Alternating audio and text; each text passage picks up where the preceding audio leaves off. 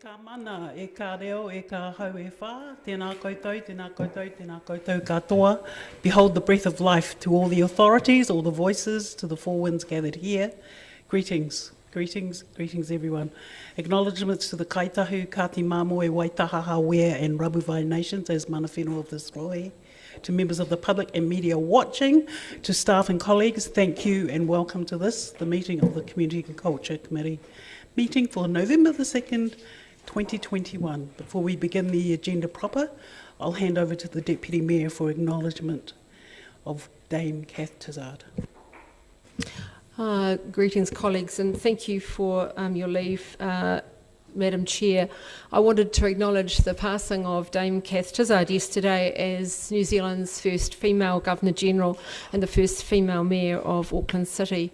I had the privilege of serving as her media liaison officer and witnessed the magnitude and significance of the announcement of her being Governor-General, and she was an inspiring woman, trailblazer, the consummate professional and a woman of great wisdom. And above all, her kindness and humanity are the things that I recall about her. We have indeed lost a wahine toa. Tēnā koe. We're moving on to the apologies, item 2. So I'll move that the committee accepts the apology received from Councillor Mike Lord. Seconded by Councillor Walker, thank you. I'm going to put it, all those in favour? Aye. Thank you. That's carried, and we are moving on to confirmation of the agenda. And I'll move that that the committee confirms the agenda without addition or alteration. Was seconded by Councillor Houlihan, thank you. And I'll put it, all those in favour? Thank you, the motion's carried. Item 4, declarations of interest. Are there any new registered declarations or amendments since yesterday? All right. Okay, so I'll move that the committee confirms the proposed notes the elected members' interest register and confirms the proposed management plan for elected members' interests. Seconder, thank you, Councillor Houlihan. And all those in favour? Aye. Thank you, motion is carried, and that moves us along to confirmation of minutes, item 5 on page 17 of the order paper. Community and Culture Committee meeting of 3rd of August, and I'll move that the committee confirms the Community and Culture Committee meeting held on the 3rd of August 2021 as a correct record. Seconder, Councillor Gary, thank you. I'm going to put it, is there any discussion? Thank you, I'll put it, all those in favour? Against? Motion is carried. Thank you very much. And now we're moving on to 5.2, the Grants Subcommittee, 28th of June. Madam Chair, I'd like to move that the minutes of the Grants Subcommittee meeting held on the 28th of June 2021 be approved. Noted. Thank you. I have a seconder in Councillor Walker. Thank you. Is there any discussion? All right, all those in favour, the committee notes the minutes of the Grant Subcommittee meeting held on the 28th of June 2021. Aye. All in favour? Aye. Thank you. Motion is carried, which brings us to the Toitu Otago Settlers Museum Board meeting minutes of 21st of June 2021. I'd like to move that the meeting confirms the minutes of the Toitu Otago Settlers Museum Board held on June the 2021 to be accepted as a true and correct record. Thank you, Councillor Wiley for seconding. Any discussion? Thank you very much. I'm going to put it. All those in favour? Aye. Thank you. Motion is carried. Which brings us to Part A of reports. Starting with actions from resolutions of Community and Culture Committee meetings, page 36. So I'll move that the committee notes the open actions from the resolutions. Am I in the right? Yes. of the Community and Culture Committee meetings. Seconder, Councillor Raddick, thank you very much. Any discussion? Yes? Madam Chair, I don't know who this question is for, but the second item, which is around Chinese New Year celebrations and the fireworks, I see there's a request for the fireworks to continue. Is there any further information about that? Through the Chair, there are discussions underway with the Chinese community around the form of those for this coming New Year, Chinese New Year, and that's the only update we have at this stage. Thank you. Are there any other questions? Thank you. I'm going to put the motion that the committee notes the open actions, etc. All those in favour? Aye. Thank you. Thank you. Moving on. Community and Culture Committee Forward Work Programme. Page 42 of our order paper. Awesome, thank you.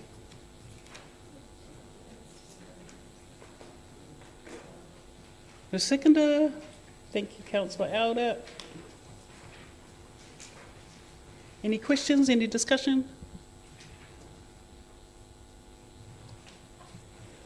I'll put the motion that the committee notes the Community and Culture Committee Forward Work Programme. All those in favour? Aye. Thank you. Against? Motion is carried. Thank you. We're up to item 10, Community and Culture Activity Report for the period to 30th of September 2021. And as yesterday, we'll go through them and then have discussion at the end. So first up is Galleries, Libraries and Museums Activity Report. Welcome. Welcome, Mr. McCracken and Ms. Glengarry. Are there any comments that you wish to make before we get into questions?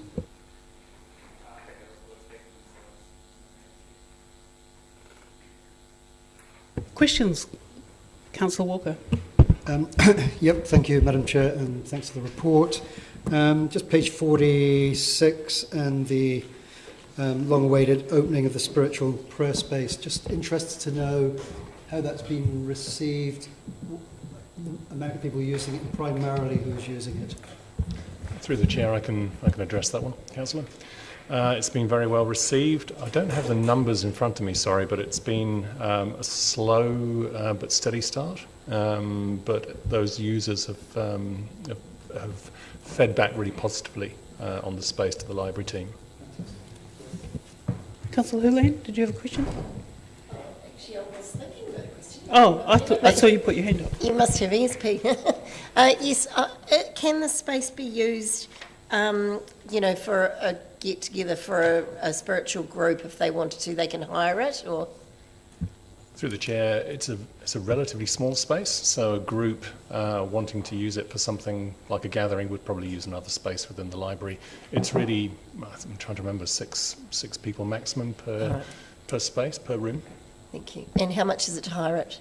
It's free, there's no charge. Okay, thank you. Thank you. Councillor Elder? Just related to libraries and COVID-19, I was just wondering, it's not in this report, but you do home deliveries, people do home deliveries. Has that increased over COVID-19? Yes, we have seen an increase, and also we've had the book bus has had some mechanical challenges, so the home delivery service is one of those increasing areas of growth. So yeah, over COVID, it's one of those things which is really highly valued, and we deliver to that. Thank you very much. Your Worship. Yeah, thank you, Madam Chair. Kia ora korua. A question, Mr. McCracken, around the challenges, if any, ongoing from a programming and curatorial point of view at the Public Art Gallery.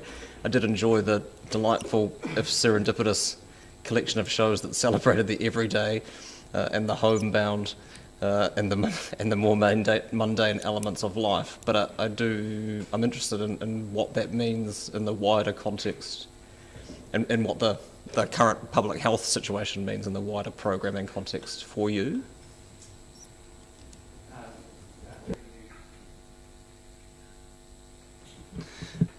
Through you, Madam Chair. Yeah, we're not operating, as we normally do. Our visitation has been affected, and our ability to engage with the community, the current status that we're living in.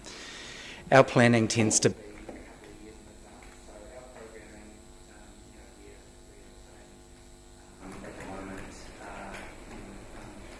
Initiatives in place for the program in 2023, 2024, and proceeding on best case scenario.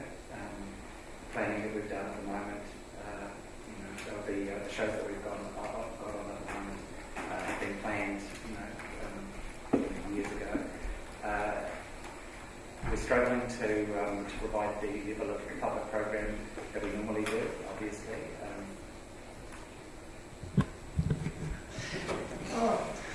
Should come with instructions.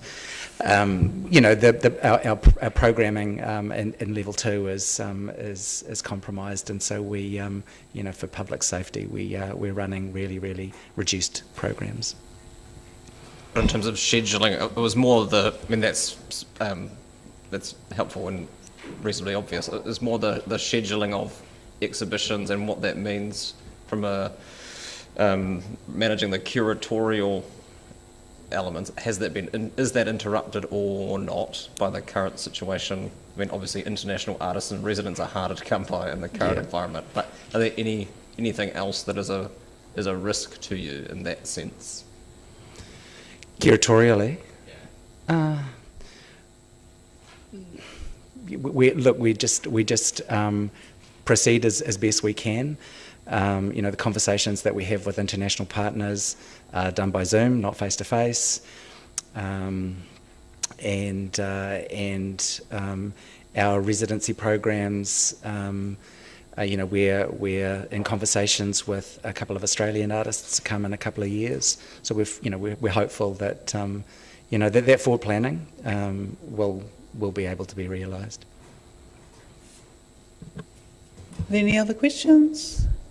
Councillor Barker. Thank you, Chair. So I have a question around the satisfaction measurements, and some of them are internal and some of them are using the TripAdvisor stats. As someone in the visitor industry, I'm awfully keen on knowing more about how you're measuring the satisfaction and whether there's a plan in the future to be measuring all of the glam activities, I guess you call them, under one format.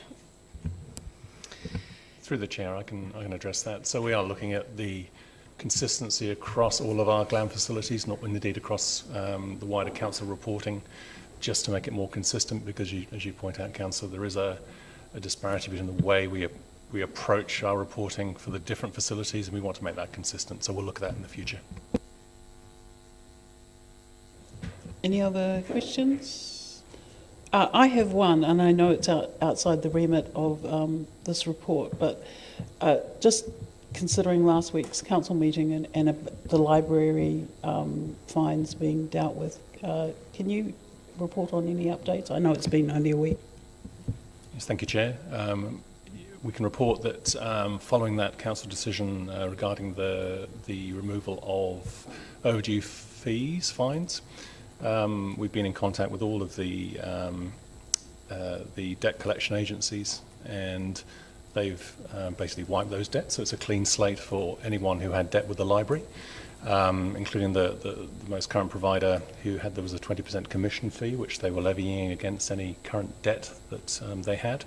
So we've negotiated that down to zero. So anyone with debt had that wiped, so they can now use their library card. And we're doing some communications out to those users that have had their library card locked, and they'll be able to use it again. Thank you so much. Do you have a question? Yes. Just related to visit local and encouraging local and domestic, you have some great shops that have really great kind of local kind of content for presents. Are you doing any marketing campaign around the Christmas and holiday periods to attract local and domestic? Through you, Madam Chair, yeah, we do. It's part of our business as usual to encourage local shoppers to come in. We have a couple of shopping events, late nights, those sorts of activities. So we're expecting, good support for our retail activities. Is that the end of questions for Ms. McCracken and Ms. Glengarry? Sorry, Mr. McCracken and Ms. Glengarry? If that's so, we will move to Part B, Community Development and Events Activity Report. Thank you both. Tēnā kōrua. Welcome, Mrs. Lanini. Would you like to preface this session with any opening comments? No, I'm happy for you to take the report as read. Questions, councillors?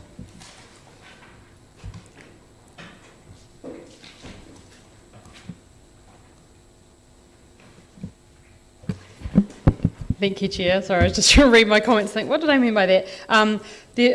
Page 58, number 4, in the Ōtepoti Youth Vision, that the Polytech School of Occupational Therapy students are undertaking a project to better understand what spaces within the city young people want to use and why. And we had a lot of feedback during our various annual plans that young people are keen on some spaces in the centre city. So how will that information feed back into council?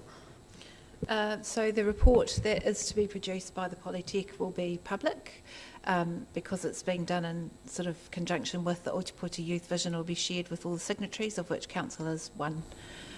So we will report back on that once we get the report from the Polytech, likely to be early next year. Ms. Lanini, could you tell me about the Dunedin Youth Council's Youth Arts Festival? Did it go ahead? Has it happened? Yes, it did go ahead. Robust health and safety planning under level 2. It was very successful. They ran 2 music events and a number of arts events across the city. Basically, the event was designed to support the mental well-being of young people who were finding it really difficult within COVID to provide a creative outlet. And the feedback was it was so successful they would like to think about doing it again at some point. Councillor Raddick. Item 10, Task Force Green. I see that the number of volunteers able to work are quite limited currently, but next year, presumably we're down to level 1 or 0. Is there any plan, are there any plans to expand the number of volunteers with Task Force Green? Not expanding the volunteers at this point, because if we expand the number of volunteers, we would have to put in more supervisors. We're at the maximum now. And also, currently, unemployment is quite low in the city. And so volunteers come from the unemployment base. So at this point, we're not looking at expanding the program. Councillor Wiley. Thank you. Just noting the Orange Parade this year has been cancelled for the primary school kids that do the road patrol. And just looking at when something like that is cancelled and for the recognition that the kids engage with and commit to the community over the course of the year, is there some way that we can acknowledge that? And I foreshadowed an email to the chair on this, so whether it's a case of you or the chair or even the CEO to answer or respond. Yes, thank you, Councillor. I did follow up with the CEO yesterday, and there is a we group working in the background on this kind of thing, but we can't actually deal with it formally today, other than an acknowledgement from us of the young people. Perfect, thank you.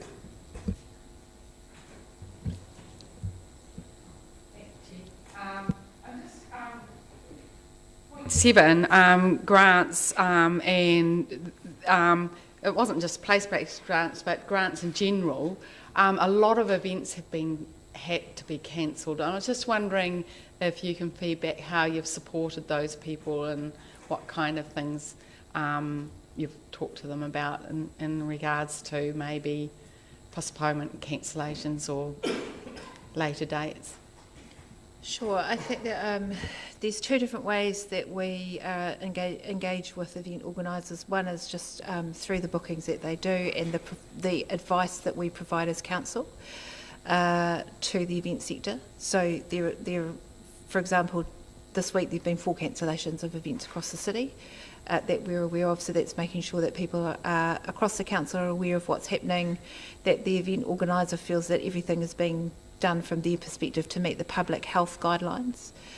And then in terms of grants, where events cannot take place, so they're postponed or cancelled, quite often we're asked to consider whether grants should be returned or whether they can be retained for later use. That those decisions are always put before the grants subcommittee, who will make the final decision, and they take that information on a case-by-case basis. Thank you. Councillor Gary? Thank you, Madam Chair. Ms Lanini, item 1 around the community development capability and capacity building in the workshop. Any feedback about that from the participants? The feedback has been so positive about that we will be running another similar workshop in February. We actually thought we would get 50 people to that workshop and 120 people came. So what I would say is we didn't cater very well. But the feedback about the information that was provided means that in February we'll be looking at a very similar workshop. We're adding in some new information as well. And will we look out for changes in the grants applications as a result of? Will we be able to sort of track the effect of that? Well, what I have found interesting in the September round for the grants is that we've had 7 new applicants for community grants that we've never heard from before. So that's excellent. That could be possibly related to that event. Thank you for the staff efforts. Are there any other questions? Thank you. So I'm very happy to move that the committee notes the update reports on the galleries, libraries and museums and other toy activities and the community development and events activities. Thank you, Councillor Gary, for seconding. And in so moving, I would just like to acknowledge the fact that our community and including tamariki children and rangatahi young people are being very much challenged. Their resilience is very much being challenged by the cancellation of events under restrictions. So I just want to acknowledge particularly the manaakitaka of the young people who do the road safety patrols throughout the year, and acknowledge, as Councillor Wiley has indicated, that the Orange Parade has to be cancelled. So, as Mrs Lanini said, we're very much, all staff are very much involved in trying to support communities and residents where those challenges are constantly coming up. So just acknowledgements to the staff, to the CE and her team as well. Thank you. The speakers, Councillor Gary.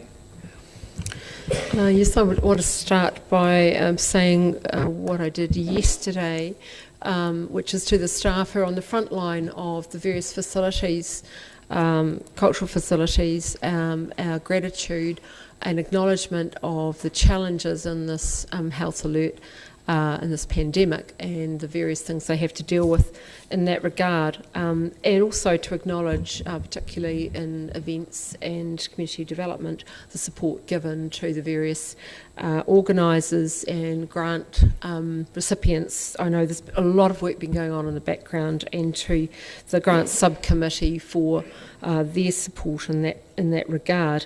I also want to acknowledge the amount of pivoting or nimbleness that has occurred within the various facilities with the change in the number of visitors. As we see from the stats, I've had a huge loss in visitors, and I just hold up Ulverston as an example of all the extraordinary work that's gone on to change the kind of activities and be very creative. But I want to finish by acknowledging one particular team, and that's Task Force Green, and I happened to bump into Rick in the hall with Ms. Lanini, and acknowledge the huge difference that group makes in the lives of the families of the volunteers. The work that Rick does in terms of phone calls, picking up the volunteers, dropping them off, ensuring their well-being at often difficult times of their lives has a massive effect on them and their families, and they do amazing work. So I just want to acknowledge that publicly. Thank you. Are there any other speakers? Yeah, thank you, Madam Chair. I just want to take this opportunity to acknowledge the public art gallery staff for all the reasons that have been outlined previously around the challenges that come with being a public-facing workforce and adapting to the new environment, but particularly for their strangely and somewhat prescient programming of late, which includes Julia Holderness's show, which reimagines Doris Lusk et al., or not et al., but et al. In the Latin sense, not the artistic one, their studio in Moray Place, downstairs from a significant a survey of Joanna Margaret Paul's painting, imagined in the context of a room, who was for some time based in this part of the country, and both of them centred around more domestic, suburban spheres, the likes of which we've all become far more accustomed in the last 18 months than perhaps we had considered that we would. Seemed odd, and it's why I asked the question whether that was something that they had programmed or brought forward in the program in the current context. But if they could just stop programming suburban and domestic work, then maybe we might see the back of this. The catalogue that the gallery have produced to go alongside the Joanna Margaret Paul show is equally as significant as the exhibition itself. I say this because it closes at the end of next week, and it's worth spending some time with if you have the opportunity, and likewise extend my thanks to Father Mark Chamberlain and St Mary's Star of the Sea Church in Port Chalmers, who will be open from 10 till 4 between the 6th and the 14th of November to exhibit Joanna Margaret Paul's Stations of the Cross, which were commissioned in the early 1970s by the church to be painted directly onto the walls. Didn't go down particularly well with the local parishioners and have since been covered up by another set. But thankfully they remained in the situ as opposed to being painted over, and from time to time they do bring the contemporary ones down for people to be able to see that, and that will be up for the duration of the final week, or alongside the final week of that retrospective show. And if people haven't taken the opportunity to see that on site out there, it's certainly worth the effort. Thanks. Tēnā koe. Any other speakers? Okay, I'm going to put the motion. All those in favour? Aye. Against? Abstentions? Thank you. The motion is carried. Number 11, Housing Action Plan Update, page 61 of your order papers. Welcome Ms. The West and Ms. Brown.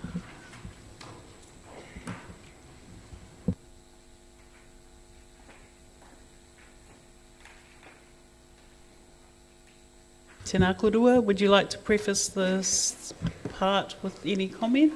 No, we're happy to take questions, Councillor. Colleagues, any questions? Councillor Bach. Thank you, Chair. I have a question on page 66 about action number 2.5, and it says that Council designate a housing navigator facilitator to assist residential developers negotiating the resource and building consent process, and it says that it's a fixed term contract. So are we going to be, I guess it's a difficult question about staffing, but do we envisage that we're going to have this available in the future? So that role was a role in council and was fixed term for 2 years, I understand, isn't it? Is that correct? Yes. Yeah.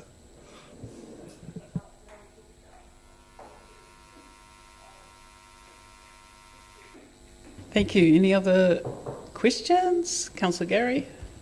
Yes, I have a question about that particular point as well, and I'm a little confused, and I wonder if someone could clarify for me.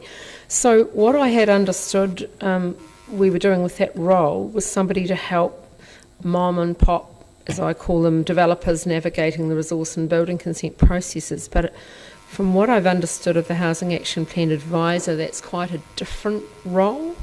Is it just that I've misunderstood, or is that the case? Yes, the role that Ms Brown here has taken up with a secondment from Kaingaora is to actually look at a much more wider look across the whole sector and start to build review the plan and look at what sort of stakeholder engagement and plans we need to put into place. So it isn't the role as described in the left-hand column? I think the boss is going to answer that. Maybe the chief could answer. If I can, they are slightly separate, and so we were able to take the opportunity to work with Kaingaora to second Ms Brown for a period of time, and you see in front of you that now that we've got someone driving this work, that we're starting to make some progress.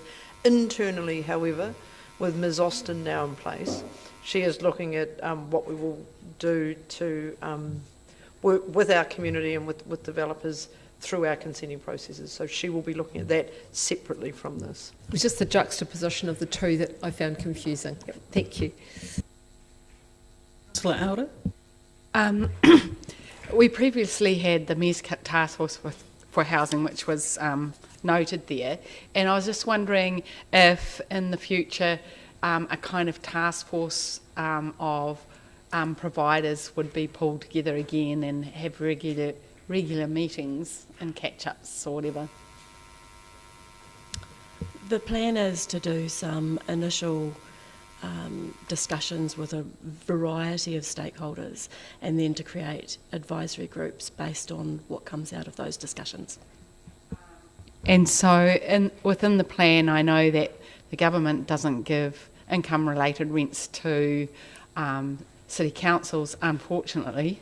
And I was just wondering if we will be in that broader spectrum working with community housing providers and looking at what they want to do within the community as well.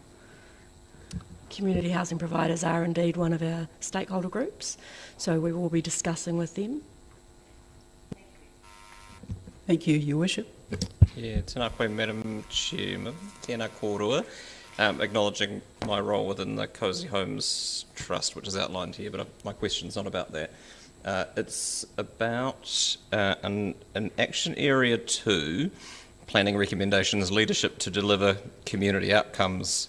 2.1 recommends that Council completes a housing needs assessment, and what is the progress that reported is that a housing capacity assessment has been done through the planning context. Which is a very specific framework to consider housing, and I don't think, from memory, it was the intention for the needs assessment work to be so narrowly focused on, or be superseded by the more urgent NPS obligations that we had. So I would take that point, Your Honour, Your Worship, sorry, and I would say that probably is a slightly narrow interpretation, and certainly the work moving forward that Jill is going to be involved in is going to be looking at the whole of that housing assessment and need across the city. That's reassuring, thank you. I guess, I was really just checking to make sure that wasn't seen as a job done, given the work that has been done in the planning context. Thank you. Any other questions? I do sound like a bit of a broken record because I've talked about this before, but is there any way we can have the red, how we've been doing the red carpet, and I think we've brought the red carpet back, is that right, the red carpet service? So we're looking at how we assessed developers to build housing in the city, councillor, and I think there are a number of ways of doing that, and the CEO has just referred to our new regulatory GM who's going to be doing quite some work with her team on how we smooth that piece of work over, and Ms Brown's already meeting with some of those developers to talk about what some of those issues are. So there will be a lot of work going on in that area. Whether we call it a red carpet, I don't know, but it'll be a way of facilitating development and supporting that. Are you getting the impression from them that that they liked the red carpet, that was useful for them? I can't comment on that. The development meeting's taking place in about 2 weeks. Oh, right, okay. Because I don't know how and what format we can do it, but the feedback I hear a lot, and I'm wondering if there's any way we're able to do this, is where we have a person who is a contact person for someone when they're, and it might, obviously with the big developers, it'd be great to have that, but with the everyday people who are, doing a major renovation or building a house, they've also said it would be really good to have that, because what happens is sometimes they, realise later down the track that they should have gone to another department. Sorry, councillor, what's your question? Yeah, my question is it possible for us to do that for your regular Joe Blogg trying to build his house, to make it easier for them, so they've got like that one-stop shop, that they have a case manager or, that can Okay, tell them what they need to do. I think Ms Brown answered your question saying that development meeting is happening in 2 weeks, so perhaps we should just wait until that happens. And Oh, that was the further difference. She updates. was talking about the developers. I mean, councillor, certainly that's useful feedback for us from you, and I'm sure that'll be something that may come out in those conversations that Jill has. And again, just referring back to the General Manager, Regulatory and Customer Services, Claire Austin, will certainly be talking with her team about those kind of options, I think, because the reality is, as we know, to get a successful housing for our community, that we need to involve all the stakeholders in the best way we can. So, Mr Brown, from your point of view, because you've been working with Kaingaora, is it useful? Do you see that as something that could be useful? At this stage, I wouldn't like to preempt what's happening in the consultation. Right. So the consultation is quite open-ended when I'm talking to people, and because previously I don't want to go out with preconceived ideas. Right. Thank you. thank you. Are there any other questions? You move that the committee notes that the Housing Action Plan update. Do I have a seconder? Thank you, Councillor Gary. And then so moving, I just want to acknowledge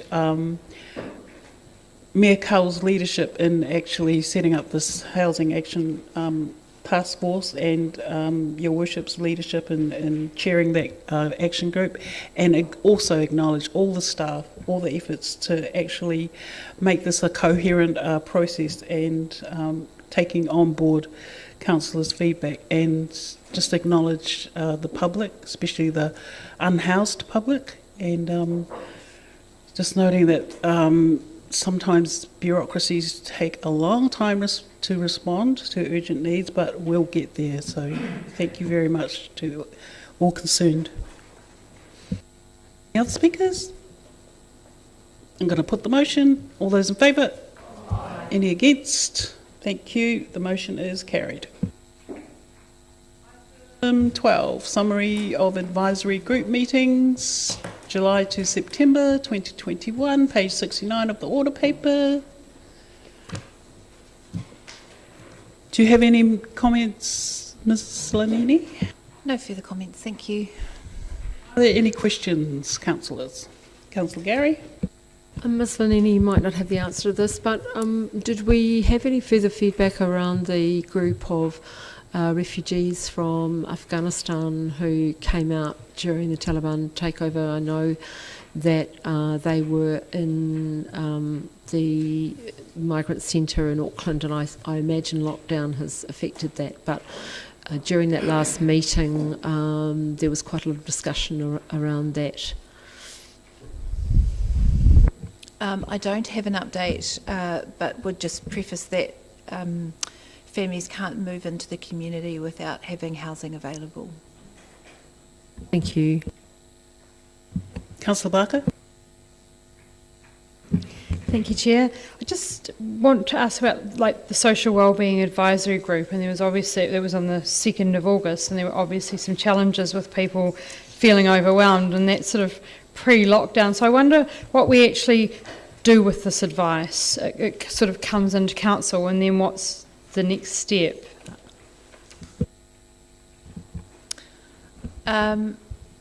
So we actually had the latest Social Wellbeing Advisory Group meeting yesterday, and those issues still remain. In fact, are probably, I would say, worse. I think there are a range of responses, but not always is it expected that council will respond out of those meetings. Sorry. So some of the purpose of sharing that is not just for council to hear it, but for other agencies also to work together to look at how we do things. I do know that yesterday there was quite a lot of discussion about the fatigue, frustration, anxiety that the whole community is facing, and certainly there are some conversations that are still to be had in council at an operational level about how we might support various parts of the community, and we can report back on those in February. Any other questions? Thank you. So I will move that the committee notes a summary of the social wellbeing and disabilities issue advisory groups and the Dunedin refugee steering groups for the period of 1st of July to 30th of September 2021. Do we have a seconder? Thank you, Councillor Gary. Are there any speakers? Councillor Elder. I just want to thank Joy and the team for facilitating these groups. It's a lot of work, and they pull together a lot of people across the city and within council, and it's been really, really fantastically run. And I want to in particular thank Ruth Harrison, who has been the major facilitator of these meetings and who is moving on because she has to look after family over in Australia. And I just want to say she's done an exceptional job, and I really want to thank her for it and wish her the best. Tēnā koe. Any other speakers? I'll put the motion. All those in favour? Aye. Against? Any abstentions? Thank you. The motion is carried. And we're on the final items for consideration by the chair. Thank you. I will declare the meeting closed at 1:43 p.m. Thank you.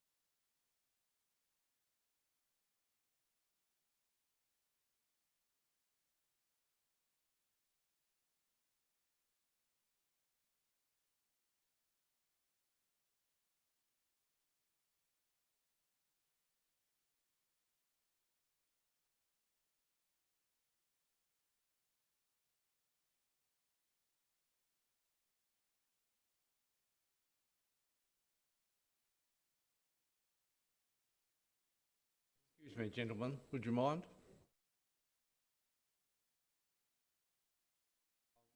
I'll call the meeting to order and greet you all. I declare this meeting of the Planning and Environment Committee open. And we have no public forum. There is an apology from Councillor Lord. It's the only one I'm aware of. I'll move that we receive that apology. Can I have a second to Councillor Staines? Those in favour, please say aye. Aye. Against, no. That's agreed. And I'll move that we confirm the agenda as published. Any questions or comments?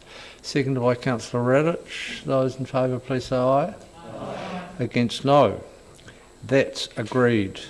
I remind you of your responsibilities in terms of the declaration of interest. Are there any changes or modifications required? There appear to be none. I'll move that we note the elected members' interest register and confirm the management techniques associated. Can I have a seconder, please? Councillor Lofiso. Those in favour, please say aye. Aye. Against, no. That's agreed. Item 5, the minutes of the Planning and Environment Committee of the 21st of September. I'll move their confirmation as an accurate record of what transpired, seconded by Councillor Walker. Any discussion? Those in favour, please say aye. Aye. Against, no. That's agreed. That takes us to the Part A reports, actions from resolutions of Planning and Environment Committee meetings. I'll move that we note the public public actions from resolutions of the committee. I have a seconder, please. Councillor Walker. Questions, comment anywhere? None. Those in favour, please say aye. Aye. Against, no. That's agreed. Item 7, the Forward Work Programme. I'll move that we note the P&E Committee Forward Work Programme. I have a seconder, please. Councillor, excuse me, Councillor Elder. Any comments or questions? Councillor Elder. Just on page 28, St. Clair's Coastal Management Plan, just noting their success in the significance. in winning a prize for significance and engagement. Thank you. Further comment? I'll put it. Those in favour, please say aye. Aye. Against, no. That's agreed. Item 8, the activity report. I'll move that we note the update reports from City Development on resource consents and regulatory service activities. Ms. Austin, do you want to make any comment about the report? Can you use your microphone, please?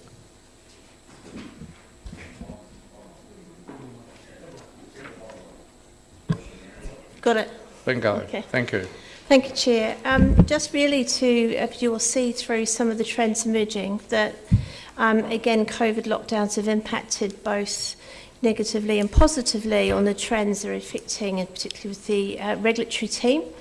So some of the areas show a slow down of activity, and obviously there, because of the COVID lockdown requirements, then services have had to be paused or halted. Although with building activity and trends, and I think there's also been a national report today that's showing that the request for building consents, I think, for this year across the country is running about 25% higher. So we are seeing that demand ourselves. The other issues around, I think the other issues around noise. I think this time, my advice was that this time, because the students were here, there was higher amounts of noise complaints. But we can't, obviously we can't rationally tie that to it, but it's just, it appears that that might be the case. Really, I'll just take the report as read, and I'm really happy to answer any questions. Thank you. Mayor Hawkins. Thank you, Mr. Chairman. Kia ora kōrua. It's a question of page 43 in the reports Yes. around monitoring of standards around health premises. One of the impacted activities at 16% of its target, which is understandable. The commentary says that COVID-19 lockdown has caused delays in health premises inspections. Is that because there wasn't an option for us to go on site under those Correct. guidelines? Correct. And those will be, have we been given any leeway or any formal leeway or dispensation around when we would be due to catch up those that had been lost? I'll defer to my colleague on that. No. We've already caught up, apparently. Brilliant, thank you. Well done. What an efficient lot. Further questions about the report?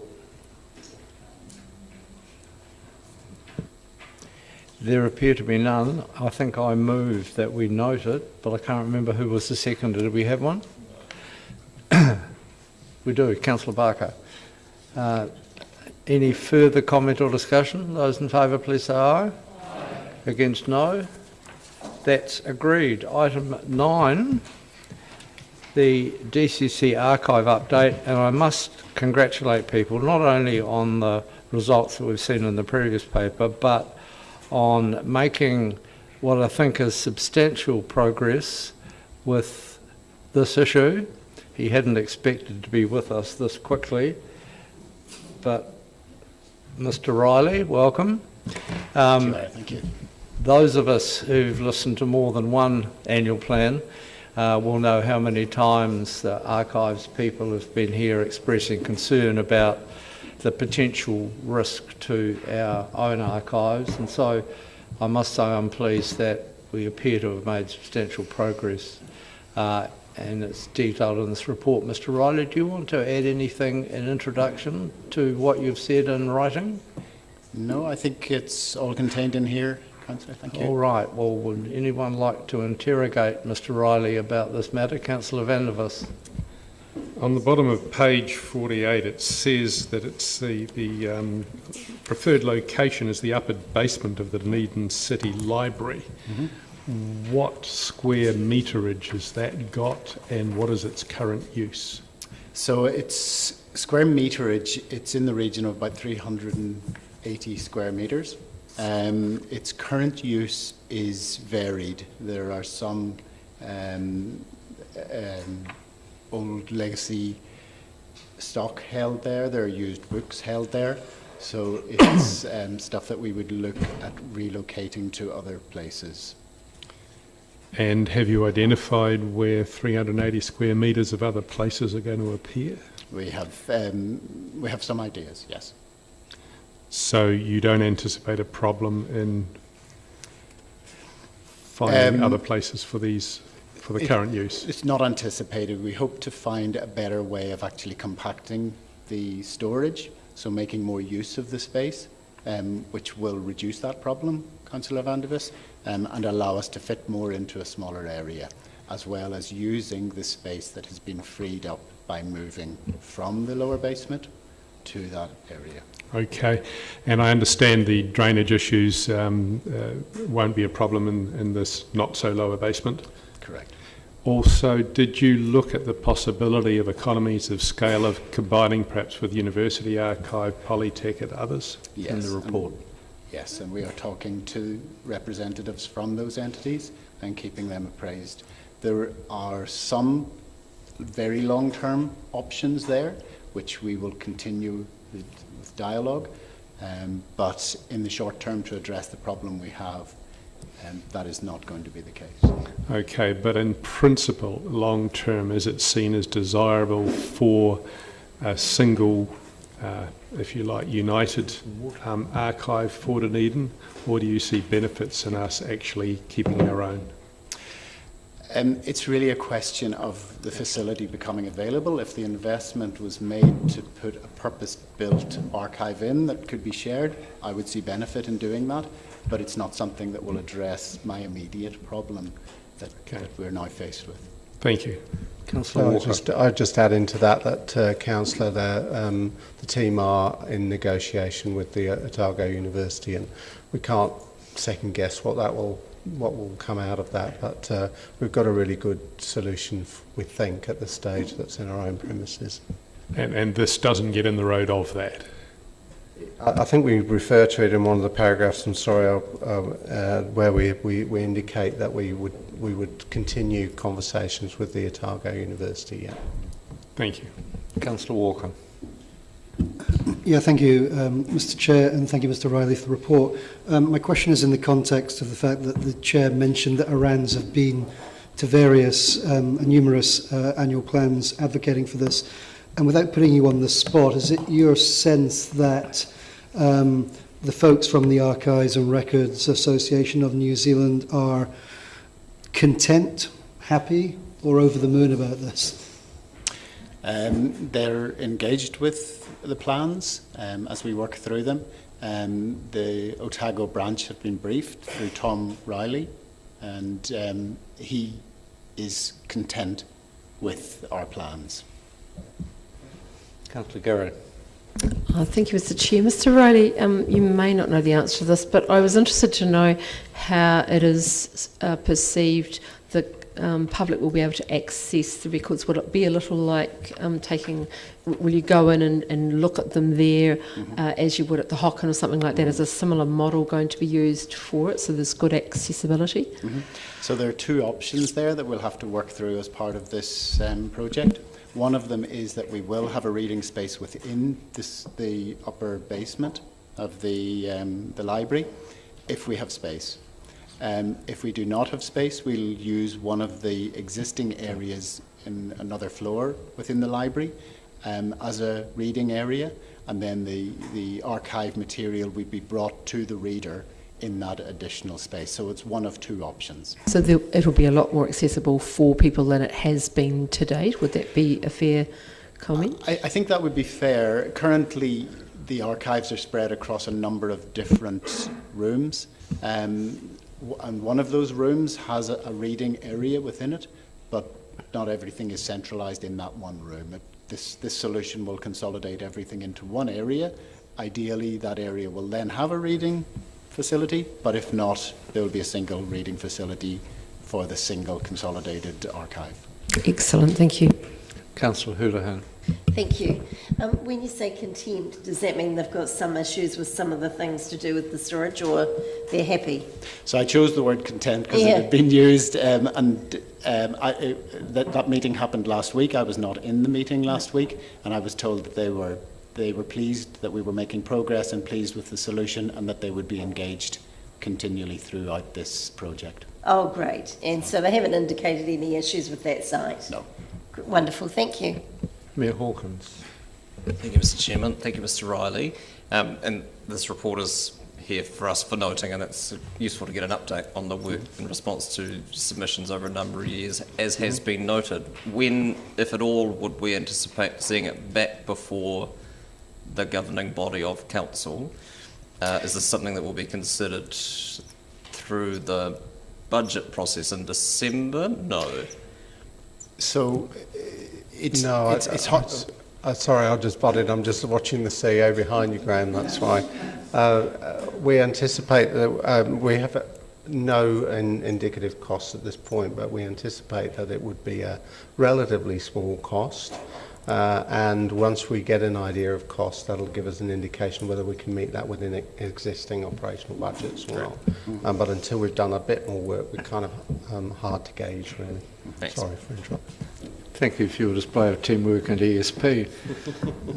All right, further questions? All right, I'll move that do we have a seconder, Rebecca? Seconded by the Mayor. Those in favour of noting the report, please say aye. Aye. Against, no. Mr. Chair, you didn't ask for any discussion. Sorry? You didn't ask for any I beg your pardon. I'm prepared to entertain that now if you'd like to. if the meeting would allow such a procedural It's brief, so efficient. Yes, I would, if the meeting would allow leave. what would you like to say?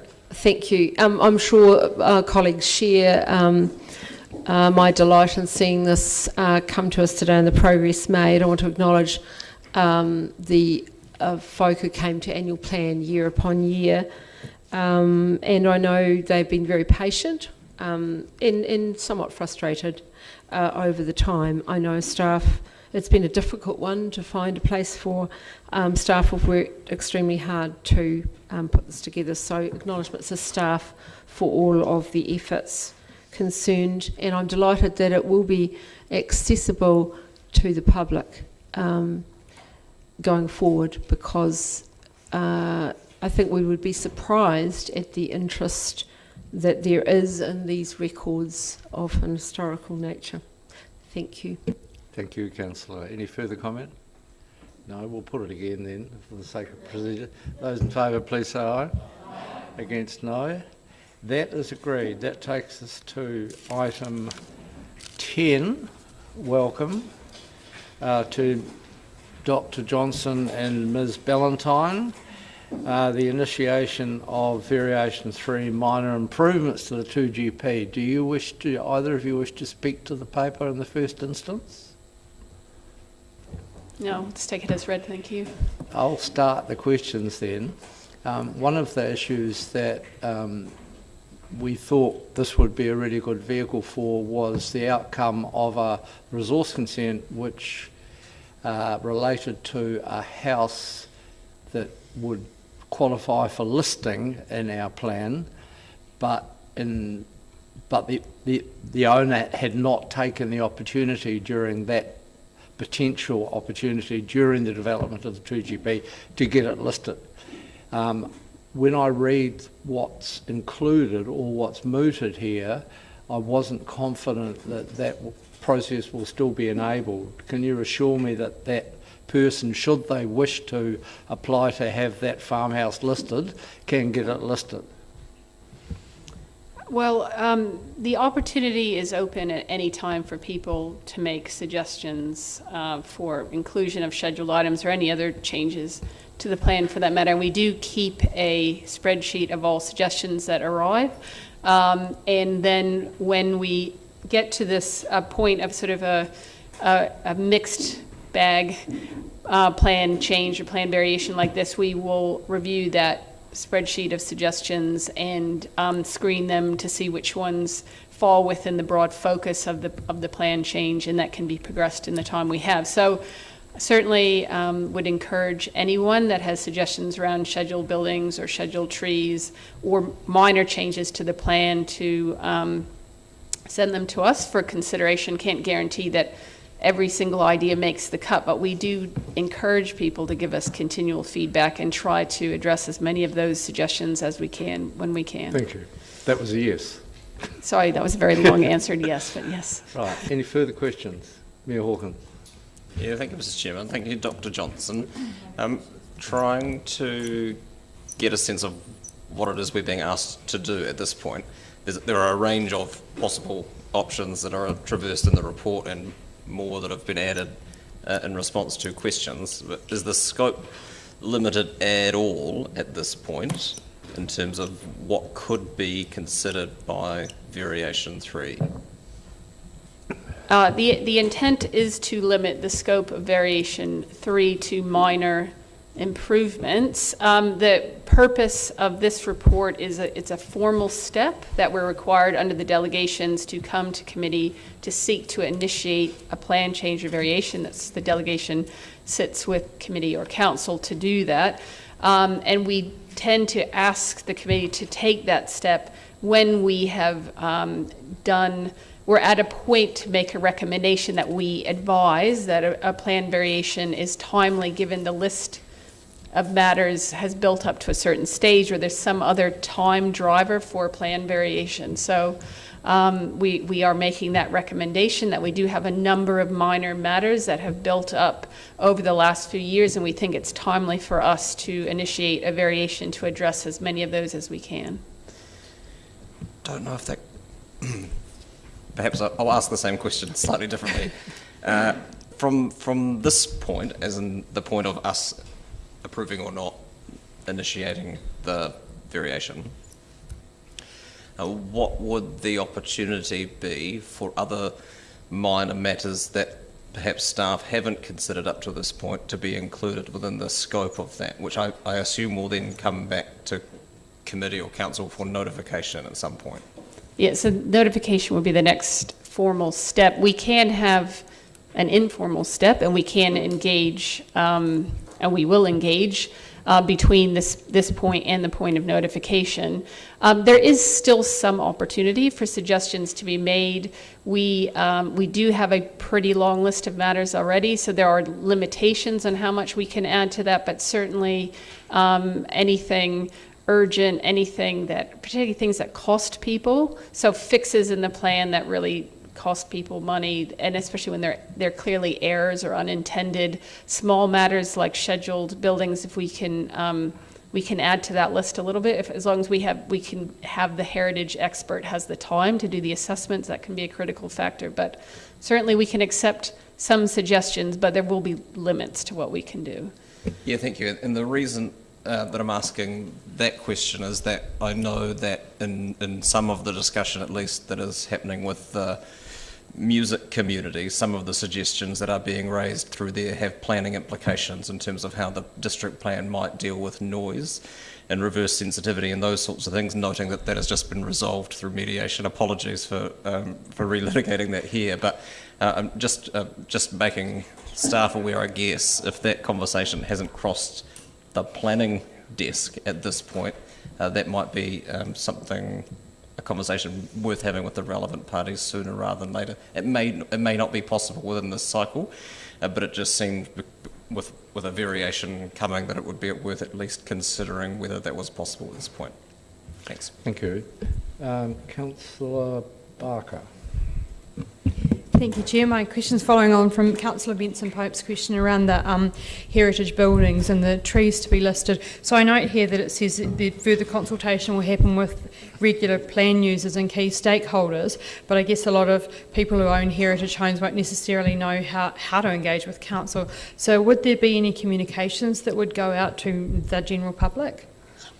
We have in the past had a call for nominations. I don't think we've made a decision at this point whether to do that. I think we first need to understand there's very few heritage experts in the city, and that can be a bit of a resource block, how much time they will need to get through the items that we already have in terms of nominations, and how much extra capacity they may have to add more, and we may have to adjust our call for nominations to that available resource, because they do need to have a heritage expert to do the assessment in order to be included in the plan. Thank you. Councillor Elder. Thank you, Chair. Just a question related to variation 3 and how it would affect variation 2 and the change in the second generation plan, and whether in fact that will put the timeline out for approval or passing approval on that, the consents. Like, will it delay anything when it comes to releasing land, etc.? No, it shouldn't affect the time frame. So variation That's 2, what I mean. was in the quarterly update report. We have 2 more hearings scheduled, but that program of work is fully resourced and isn't sharing resources with variation 3. So they will both progress, and they shouldn't affect each other. Thank you. Councillor Raddick. Yep, just a question of clarification about Councillor Barker and the Chair's question about listing a building. There's a clear, it appears to me that the only way to list a building or a tree then is through a plan change. Can one not just apply to council to have a building listed? No. To have an item added to any of the schedules in the plan does require a plan change. So that's the only mechanism available. And those schedules are in part done through nominations and in part done internally through our own assessments, going out to areas and doing assessments. Just for background, as part of the development of the second generation plan, the opportunity was advertised for people to apply for buildings to be listed, and that a policy decision was made by council that no one was going to be listed over and above those who asked to be. But the case I referred to is the case of a farmer who lives quite a long way from Dunedin, who was unlikely to know, but owns a property in Waikawaiti, was unlikely to have been aware of the opportunity that was available to him. So as it arose during the course of a resource consent where had his building been listed, he would have got what he wanted, but couldn't because the non-listed building contravened the rules. This was a good opportunity to solve someone's problem. So that's why I asked that question. Any further questions? I am happy to move that we approve the initiation of variation 3, seconded by the Mayor. Any discussion? There appears to be none. I'll put it. Those in favour, please say aye. Against, no. That's agreed. Item 11, Rainbow Crossing. Councillor, could I make an introductory comment before staff arrive? Please sit down. You'll recall the process here, and it's detailed in the report. Just to advise you that Mr. Benson, who came to us originally, who's been involved in the discussions and has no doubt similar feelings to many of us about that particular intersection and the difficulties that have emerged, did approach me with a view to coming to talk today about another option, namely Octagon to Lower Stewart Street from the Octagon to Morrie Place. I said to him, given the recommendation that's on the table, which, if agreed, is going to lead to ongoing discussions, and given that that bit of street is well and truly within the cultural and entertainment area, I didn't see any point at this time for him to do that. But I suggested to him that, dependent on where we get to today, at such time in the future, if there's a recommendation about there or somewhere else, then it would be more than appropriate for him to come back again, so that just so that you know that conversation has occurred. And I know that Dr. Hazelton has also been in conversation with Mr. Benson about the toing and froing. In addition to what's in your paper, Ms. Wikaira or Mr. Drew, do you want to make any comment about how the mind of Waka Kotahi works, or just take questions? We're just happy to take questions. Right, who would like to ask one? Your Worship. Thank you, Mr. Chairman. Kia ora kōrua. I'm interested in the commentary, this is for you, Mr. Drew, from Waka Kotahi around whether or not we can ever guarantee that a vehicle will not travel above a certain speed on any particular section of road, which seems like a pretty high bar area. Do you have any further comment to add around how or any insight as to how they see that as, like, what's the evidentiary bar to satisfy their request that it's impossible physically for a vehicle to travel more than any speed on any section of road? That would be the ongoing speed monitoring that they like to see, to confirm that the traffic calming measures are doing what they were intended to do. Does that answer your question? So it can only be proven by intervention and then subsequent monitoring? Correct, that is the gold standard. Okay, thanks. Councillor Walker. Yeah, thank you, Mr. Chair. And I guess my two questions I think, have been covered off by the opening comments of the Chair, but I'll ask them anyway just for clarification. So first question is, I assume that Mr. Benson, who came originally, will just be kept in the loop as things progress. That's the intention? That's correct.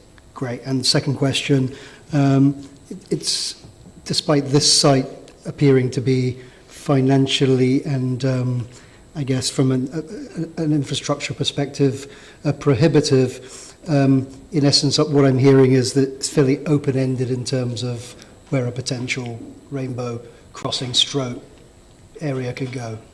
That's correct. Fantastic, thank you.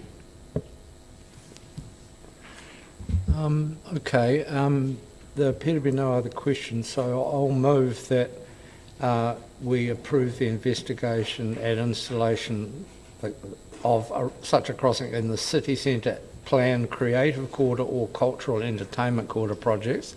For those of you who aren't familiar with the quarters, the Octagon entertainment and cultural area is pretty obvious, and the other area is immediately south in the direction of the Exchange before we get to the warehouse precinct.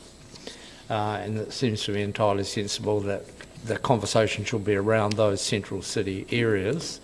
And if this is approved, clearly this is a matter that will come back to us for a decision about potential location in due course. Can I have a seconder, please? Councillor Walker. Any discussion? Councillor van der Vos. It may seem to be entirely sensible to people here, but it doesn't seem so to me. The $100,000 cost approximately is not budgeted. It's not cultural. It's not art. It's not original. Various other cities have them. It's not good for traffic flow. It's not cheap to install or to maintain. Mr. Chairman, paragraph 23 of the report speaks to the cost of the installation budgeted at $10,000 to $40,000 and not the $100,000 suggested by Councillor van der Vos. Thank you, Councillor. Thank you, Your Worship. It's perfectly valid, and you might like to stick to the facts in the report, Councillor. Thank you. When I look at the report, raised intersection and tables, ongoing speed monitoring measures, estimated cost would be 80 to 120,000. That's what's been ruled out. The conversation will continue around alternate sites which would not incur those expenses. So carry on with your comments, please. Right. It's even at the lesser amount, it's still not cheap to install or to maintain. Colours will look shabby in a very short period of time. I don't believe it's useful for social cohesion as claimed. To me, this is quite seriously a piece of ridiculous PC virtue signalling that I don't believe most ratepayers wish to pay What's for. the point of order, I find what the councillor is saying offensive. I believe he's being extremely offensive in his comments. Would you like to quote the actual point of order that you were raising, please? The number of the standing order? It's 25.2b. Disrespectful, offensive. What's disrespectful, please, in your view? The words he just used. Virtue signalling? Yes. Disrespectful to councillors? Or? No, to the LGBT community. Thank you. Right, well, perhaps it will be a good, helpful thing, Councillor, if you would withdraw that comment and then proceed with your speech. I've given my opinion, and my opinion is that this is ridiculous PC virtue signalling, and I'm not prepared to withdraw it. That's fine. Carry on. Oh, that's it. Thank you. Any further speakers? Councillor O'Malley. Thank you, Mr. Chair. When I ran into Mr. Benson on at some point after the meeting, I said he's going to learn a lot about how Waka Kotahi works, which I think he unfortunately has. But in terms of PC virtue signalling, yes, pretty much. I agree with that. I am taking a position that we support this because we support our LGBT community, and it is a signal that we do. And you think it's a virtue? Good for you. And it's virtuous. Councillor Walker. Yep, thank you. I wasn't going to speak, but I will in reaction to some of the things Councillor Vandervis said. As Mr Benson, I think, has pointed out and made clear in discussions that he's probably had with you in his research, and I think it's mentioned in the paper, 12 out of 13 businesses in the originally proposed area, which will not be the area now, did support it, and in the context of the fact that I think 6,500 people and rising have signed the petition, and many of those 6,500 people will not be from the LGBTQ plus community, does signal that it's something that the community is very happy to support and get in behind. Not only... sorry? Excuse me. I think I'm speaking.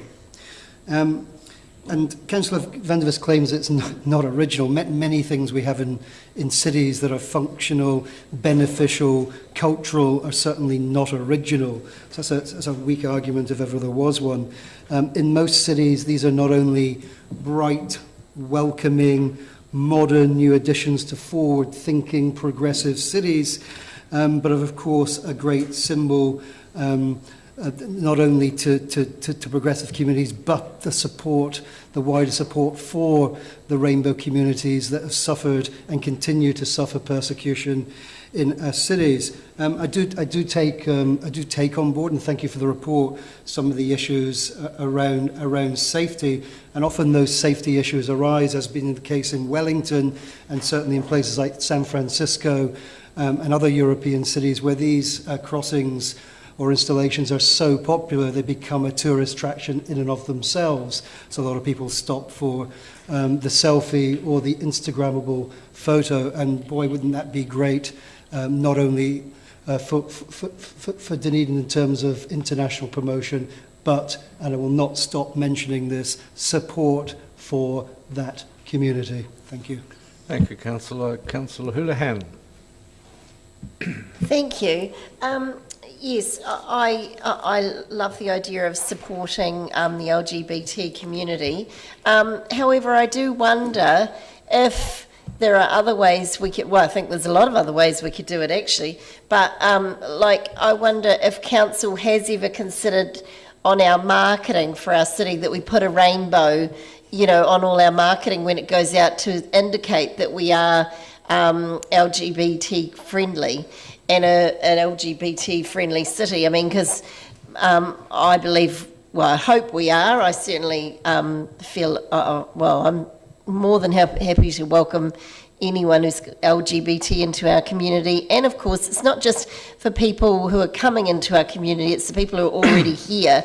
And the statistics for mental health issues for a lot of younger teenagers particularly who are struggling perhaps with gender issues are quite high, and we hear that quite regularly from our youth council, Otipoti Youth Council.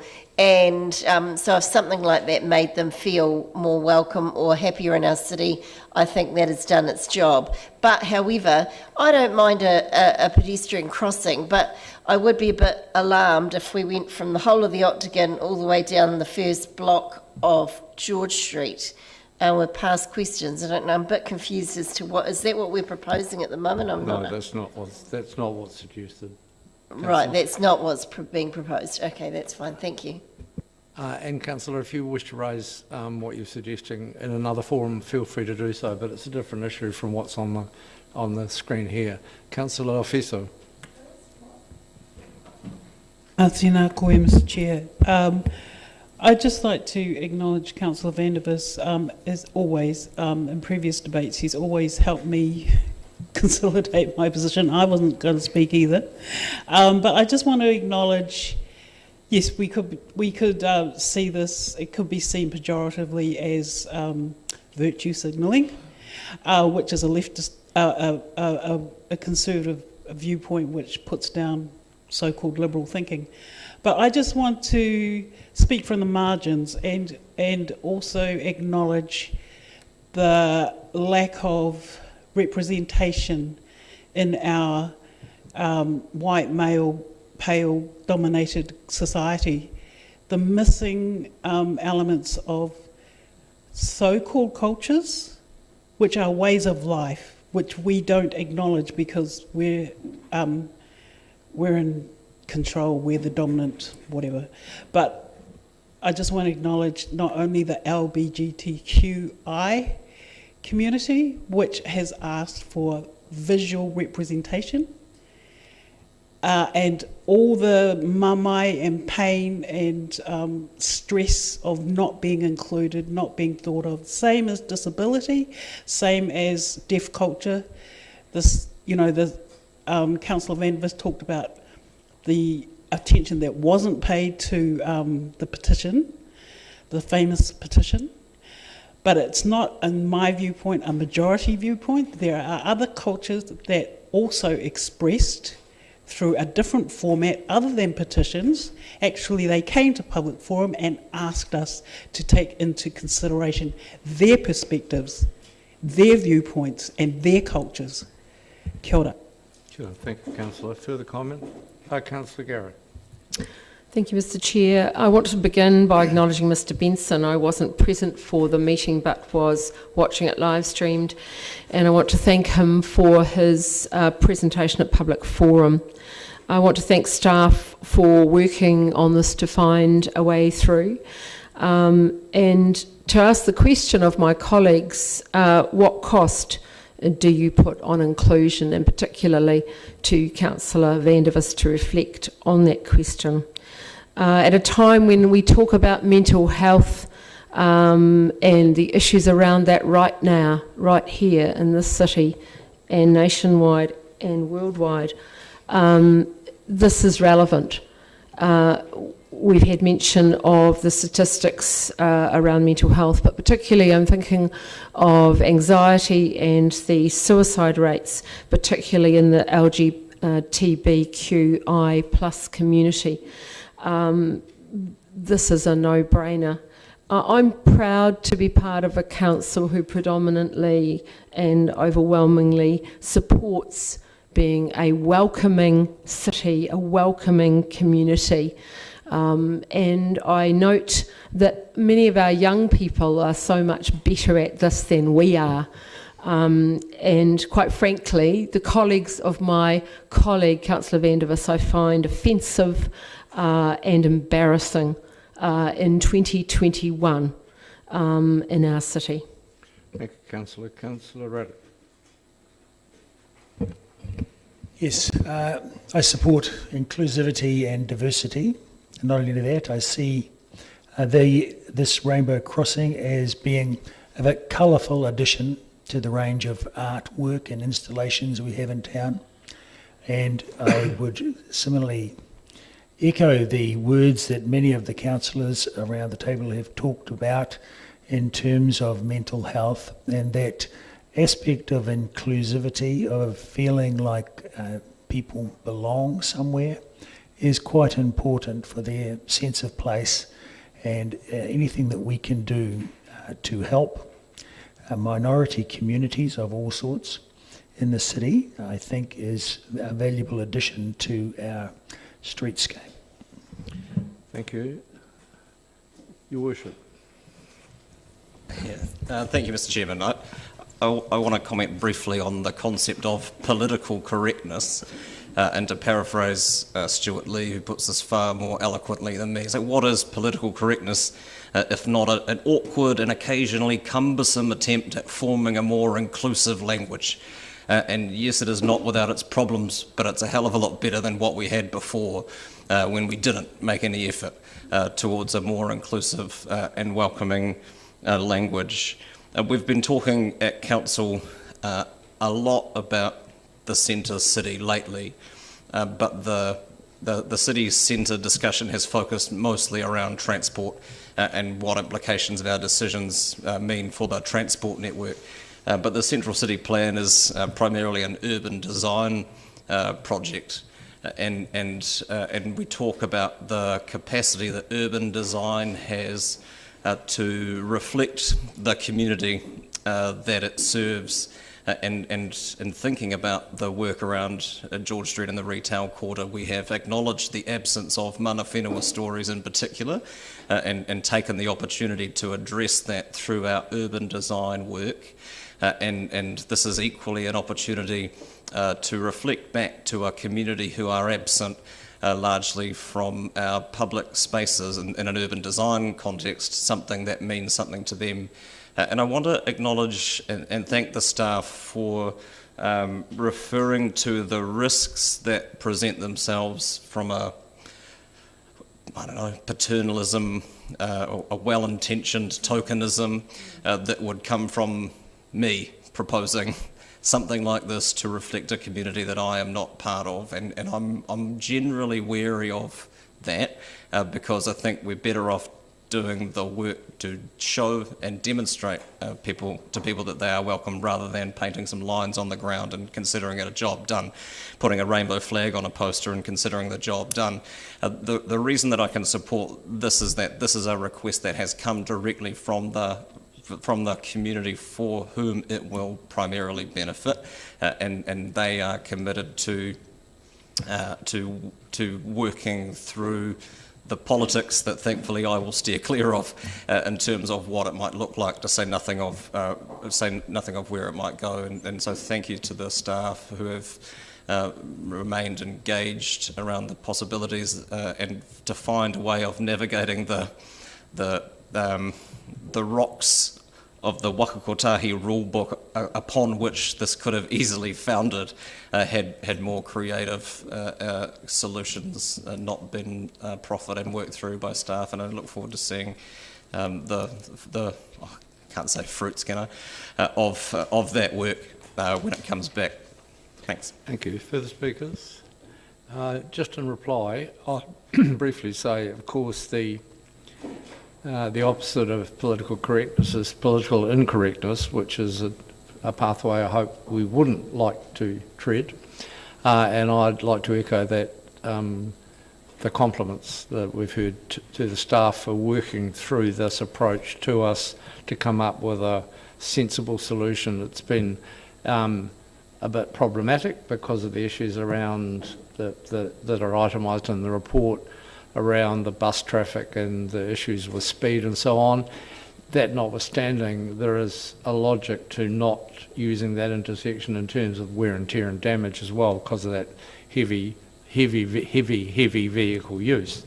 And so I think, I'm confident that the ongoing discussions between Dr. Hazelton and his team and the parties involved in bringing this to us will come up with a fruitful and sensible solution for us to approve or not in due course, and we'll put it by division, please.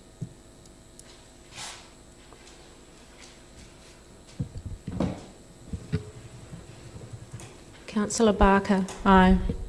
Councillor Elder. Aye. Councillor Gary. Aye. Councillor Hall. Aye. Mayor Hawkins. Aye. Councillor Houlihan. Aye. Councillor Lefiso. Councillor Wiley. Yes. Councillor O'Malley. Aye. Councillor Raddick. Aye. Councillor Staines. Aye. Councillor Vandervis.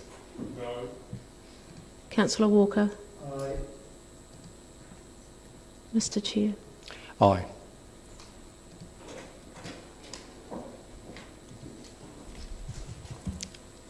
Declared carried 13-1.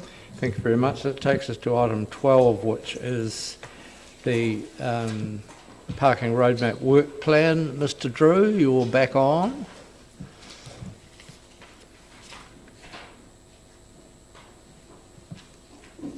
Mr. Drew, do you want to make any comments in it before we just go to questions about the paper we have?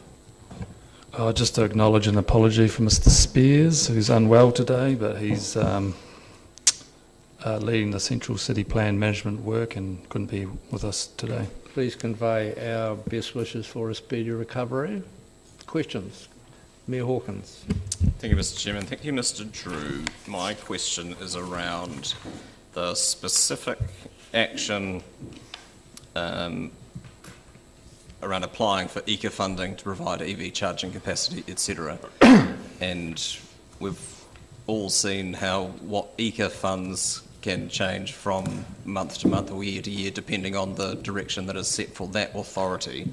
And I would hate for this work to live or die by what ECA wanted to fund. So seeking some assurance that the thinking around that will be broader, not just to where other funding might come from, but where there is the need and whether we might provide the infrastructure ourselves.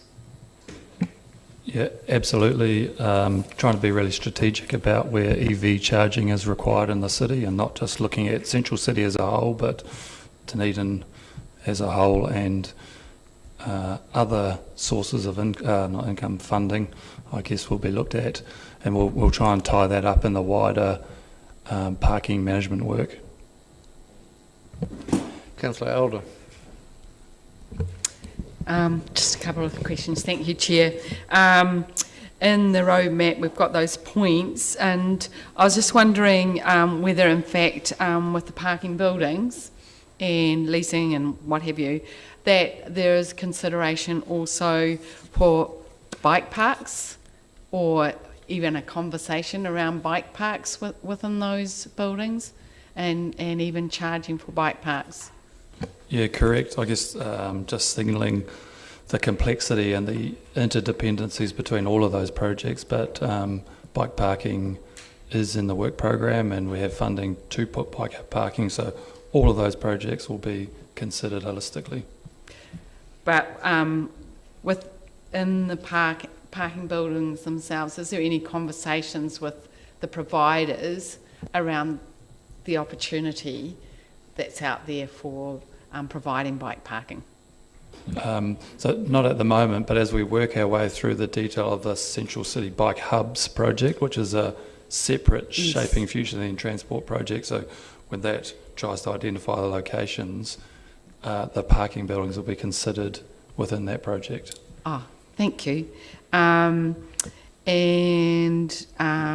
Just looking at point 14, and a lot of people lease parking during the week, but then have that lease during the weekend. So what kind of conversations are happening now about that? Because, that would release more parks in the weekends. So nothing yet. Those conversations are planned for early next year, along with counts of the car parks to see how they're used. But doing those counts and having those conversations between Christmas is not ideal. We'll wait till early in the new year. Thank you. Councillor Walker. Thank you, Mr. Chair, and thank you for the report. My question is just around the car share operators and the suggestion in the report that there's several regulatory, commercial and infrastructure matters to address. Can you just enlighten us as to what they may be? Yeah, sorry, that's not one I can answer. So Mr. Spears has been leading those conversations and I was hopeful that he could be here to speak to those. Councillor Houlihan.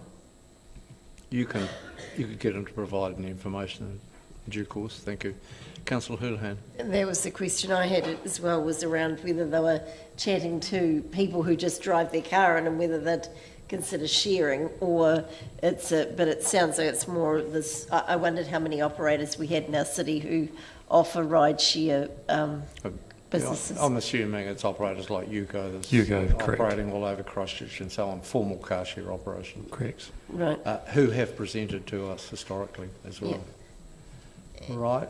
And I also wondered, but I think you answered that, I think, with the question from Councillor Elder, was that you're not starting the approaching people around reducing the lease parking until the beginning of next year. Is that the case? Or have you started that now? No, next year. Next year, okay. Have you had any initial sort of letters or indication to them that you might be doing that yet? They'll know now, I suppose, when they hear this. Well, yeah, correct. But no, it's just an idea at this stage. We'd like to understand how the parks are used. So the counts would be one of the first pieces of data that we gather to see if people actually use their leased parks in the weekend or not, and if they actually use them after work hours or not. and that'll inform some of the future stages of that work. Councillor Okay, Walker. thank you. Didn't you have your hand up? Apparently not. Was it O'Malley? It was Councillor O'Malley, I'm sorry. That's all right. I almost got to my mic. My question actually, I don't So see it similar. in here, but I'm just wondering, and I may have missed it. The Meridian car park gives like 1 hour free parking, and then I think it's 1 hour free, and then charges after that point. I don't think the Great King Street car park does it? So, and you've got those no right turns entrances. Will they affect some of the data sets that we're looking at here based on if we were going to go forward with any of those policies, like if we're trying to get a high turnover rate of parking, would we consider changing the Great King Street car park to like 1 hour free to start with, and then also getting into those car parks from certain angles is really difficult. How do you think, because I know I said at the start of this is a data collection at the start based on the status quo at the moment. Yep, so those conversations, one of the points you raised about how we use Great King Street car park, we want to address through the parking management policy work, so to have conversations with the community and the users about how to best use the on-street and off-street car parks that we do have. And out of those conversations, we'll have even more ideas than just that.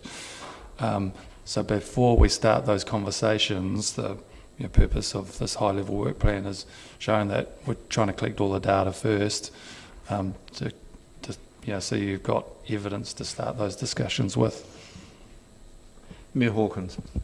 Yeah, thank you, Mr. Chairman, and I appreciate that this is a set of recommendations that staff are progressing because we asked you to, but they are largely focused on supply side issues.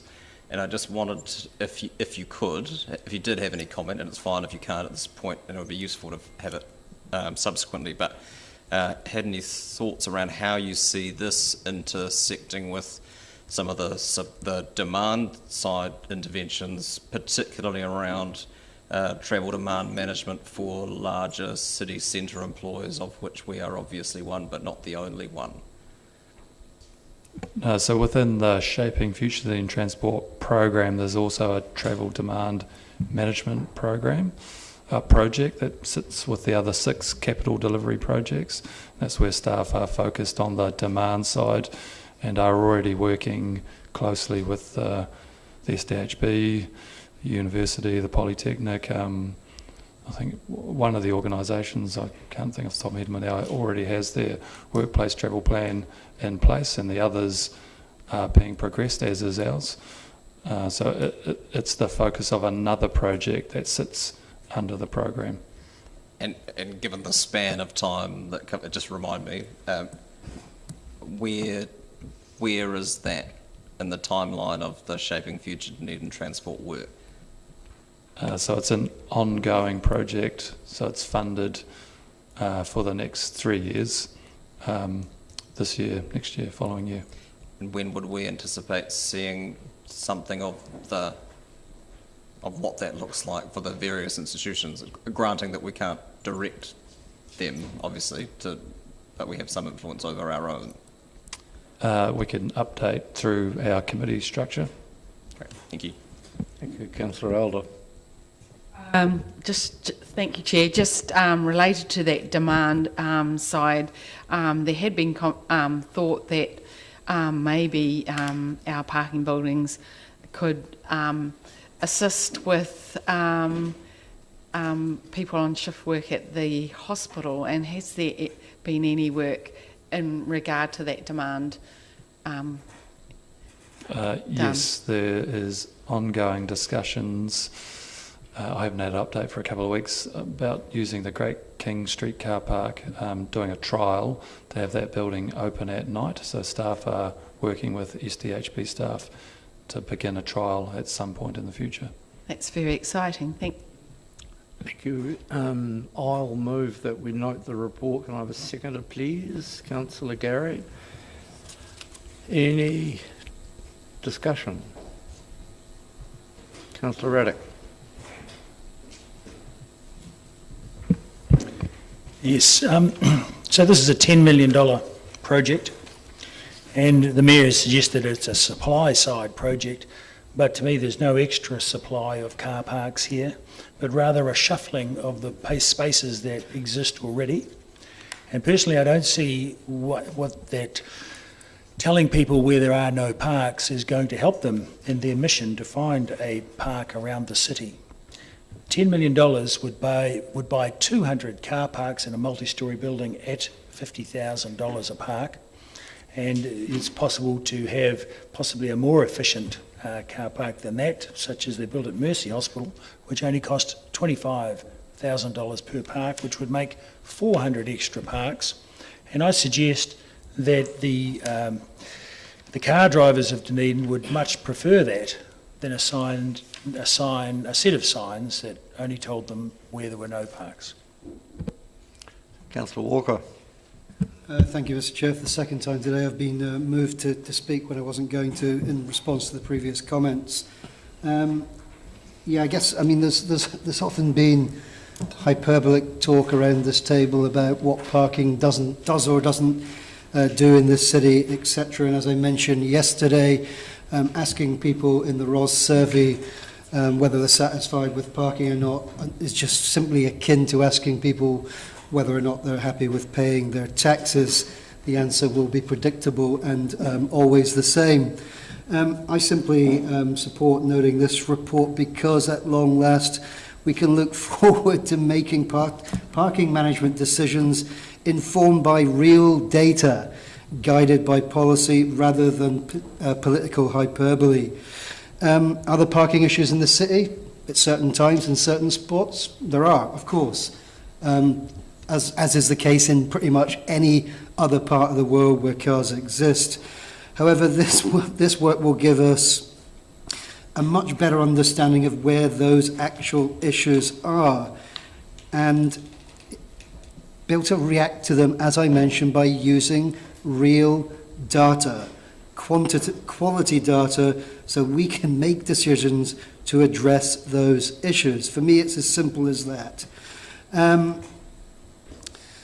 I guess, I mean, this is, for those around the table who often do raise the parking issue as a convenient political tool, I would just argue simply that using quality data, real data, is a much, much, much better way of us making much, much better decisions. Thank you. Councillor van der Vis. Councillor Raddick, of course, is absolutely right. His data is irreproachable. His calculations of what we could get for the $10 million that we are currently wasting on this shuffling of the parking deck is absolutely clear. It's clear to almost everybody that I would talk to normally. What Councillor Walker should do is avail himself of the real world data of our ROS survey, where the major complaint was lack of parking.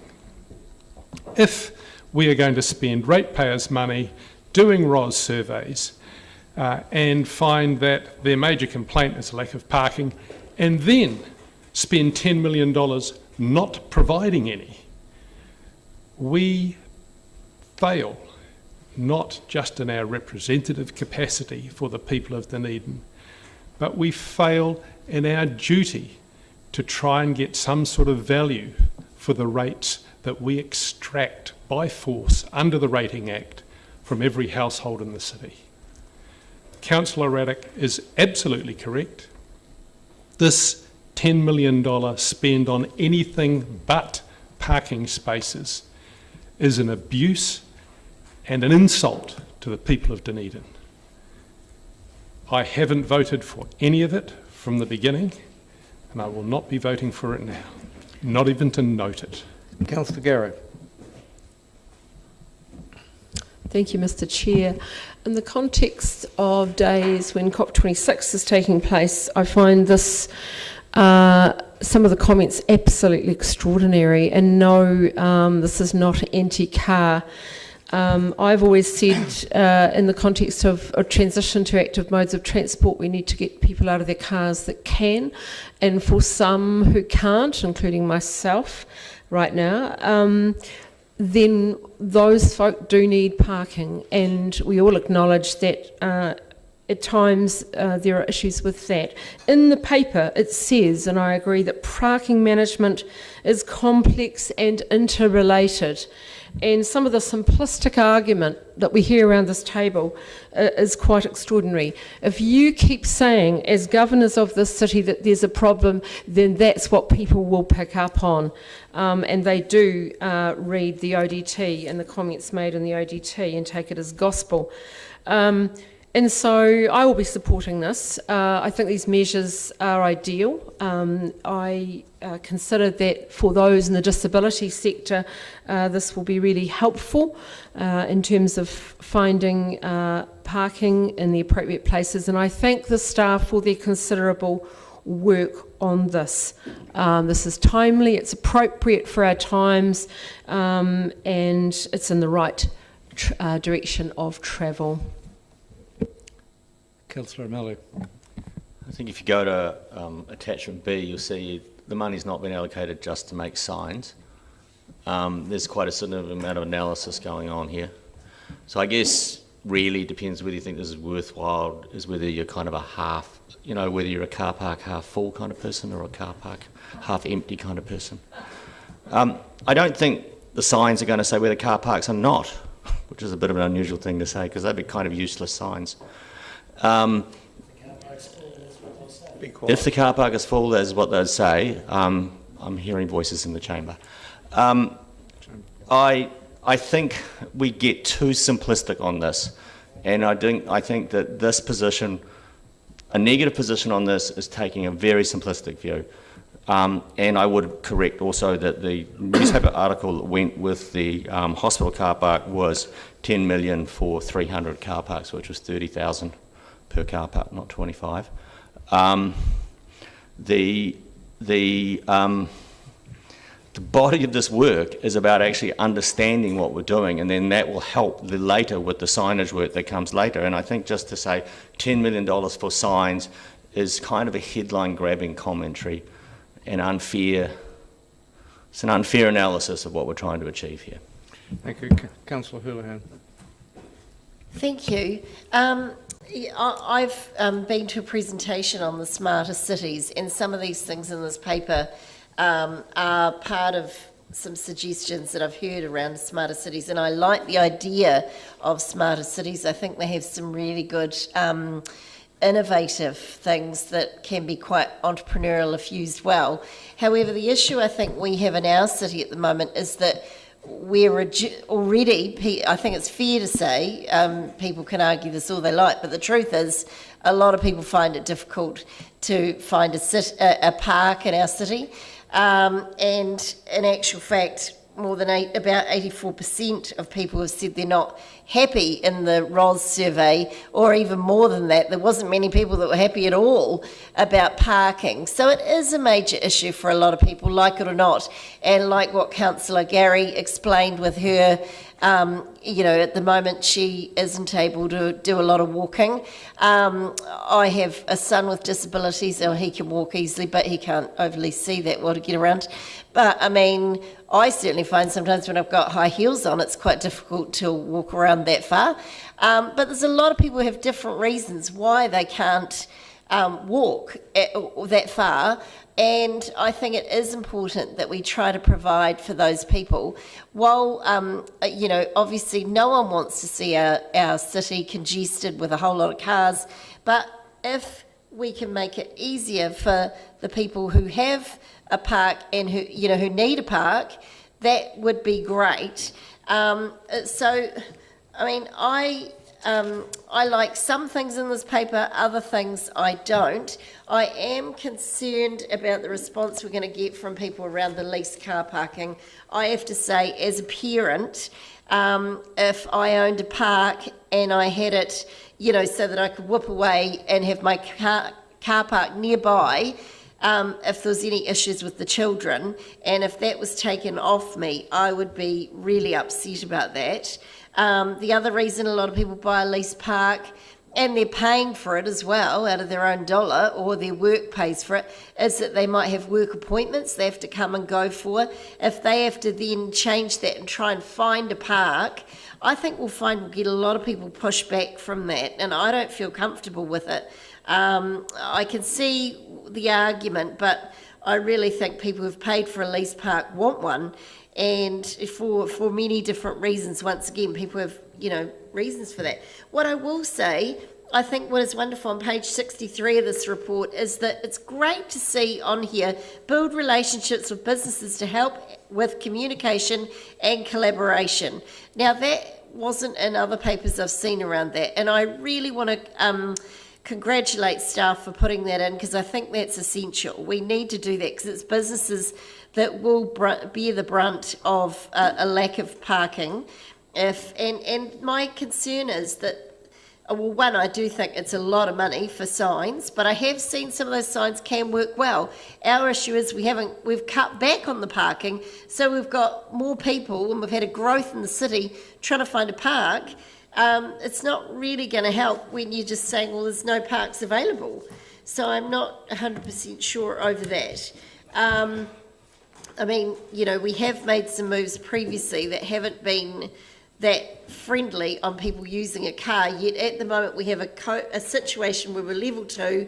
We talked earlier today how we can't see us moving to level 1 in a hurry, and possibly we could go up a level, or we're going into a new system. That one of the safest ways for people to get around right now is in their car, because they're in their own bubble in their car. I mean, on a bus, you've got to, you are interacting with other people in close proximities.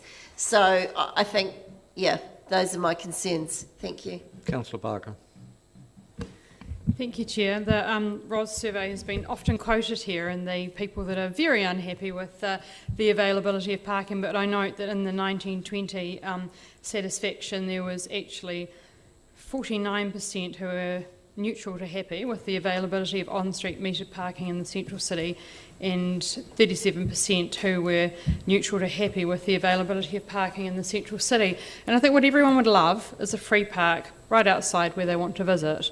And I think the parking roadmap work plan with its 7 operational recommendations is a positive way forward. I think we've talked about how some of this, the talk can be quite simplistic.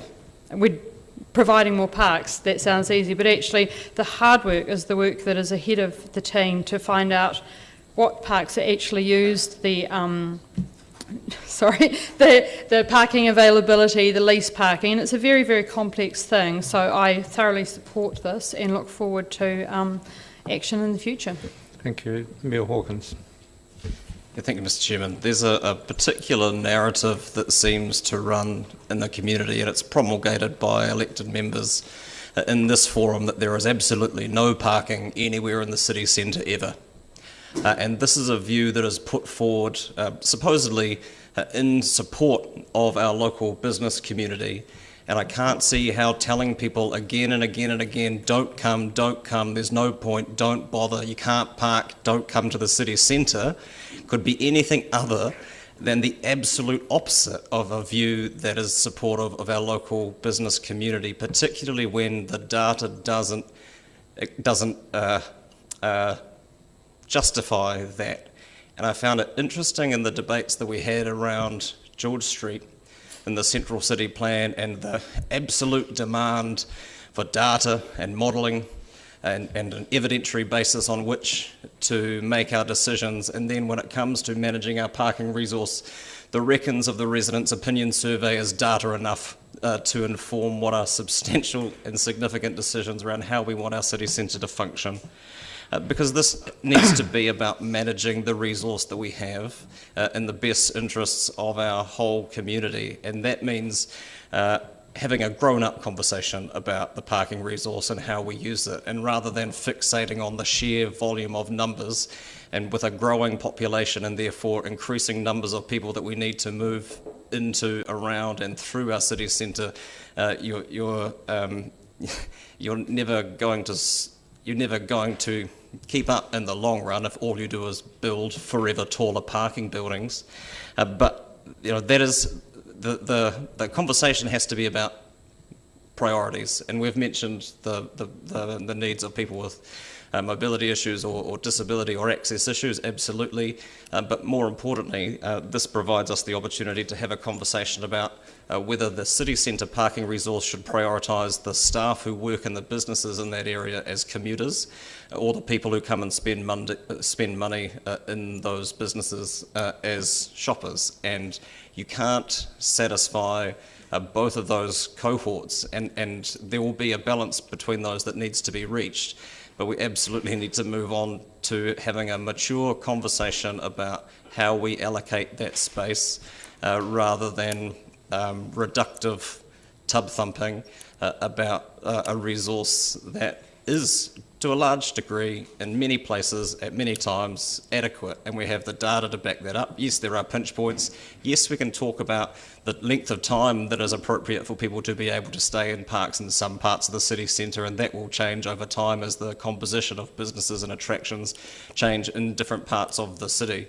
And I applaud the work that has been done and look forward to the conversation that I hope we are able to have as a council about how to make the best use of what we have rather than tilting at windmills about a problem that to a large degree doesn't exist in the way that it is often framed. And Councillor Gary's points are opposite. If we're at all remotely interested in building a city for the 21st century, building skyscrapers to put parked private motor vehicles in isn't going to be the solution that we need, and it certainly doesn't match the growing ambition our community have for this body to take our environmental obligations seriously.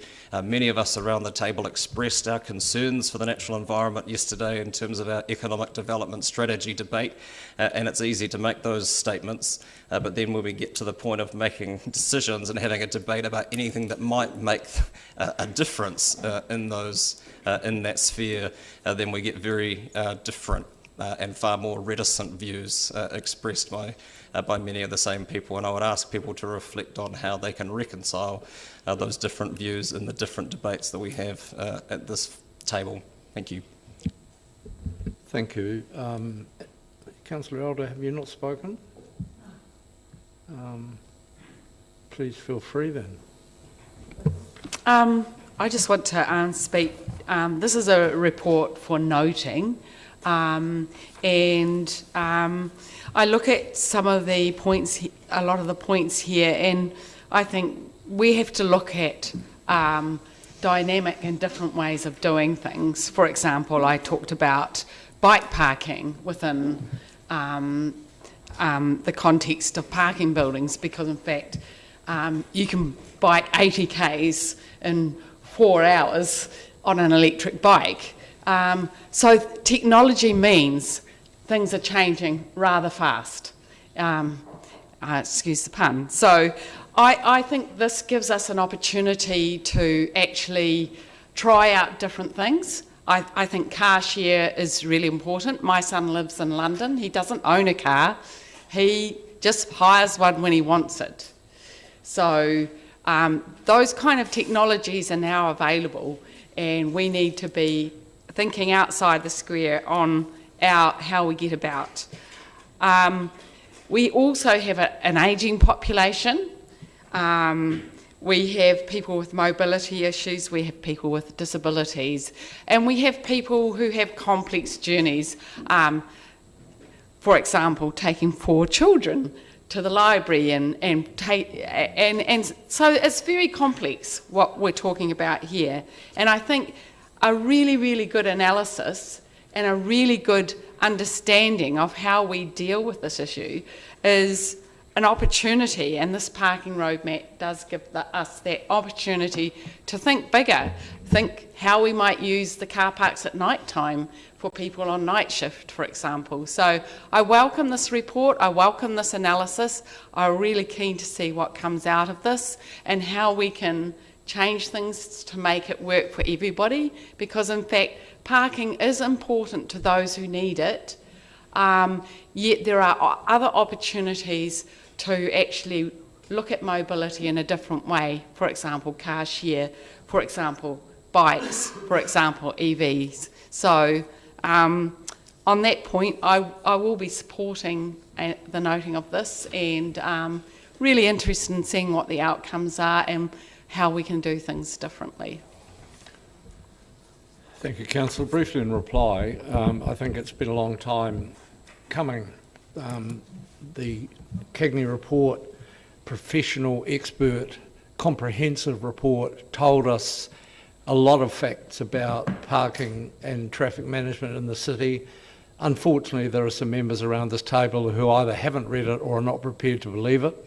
But I recommend for any of our viewers that they look at the DCC website and search parking roadmap, and they will find a very informative and interesting read, as people have confirmed to me when I pointed them in the direction of the report that we are noting the work plan for implementation for right now. The simplistic nonsense I find from a number of you quite not just disturbing but grossly misleading. This is not a report about millions of dollars for signage. That is apparent, and it's apparent to anyone who's read the report, and I think people should be more responsible with the comments that they put into the community. I agree absolutely with the bagging of Dunedin that has gone with and is the inevitable consequence of this constant moaning about a lack of parking, which any rational observer, and indeed even a lot of irrational observers on social media, comment is not a fact. For every time someone makes ridiculous comments about the impossibility of parking in Dunedin, there are more people who say that's not true. Look, here are the photos of the empty parks. There is not a parking problem in Dunedin. There's a parking information problem, and there's a data problem about the type of users, and this work plan will inevitably help us make better decisions about that. There's a problem with the usage of some of our built car parks.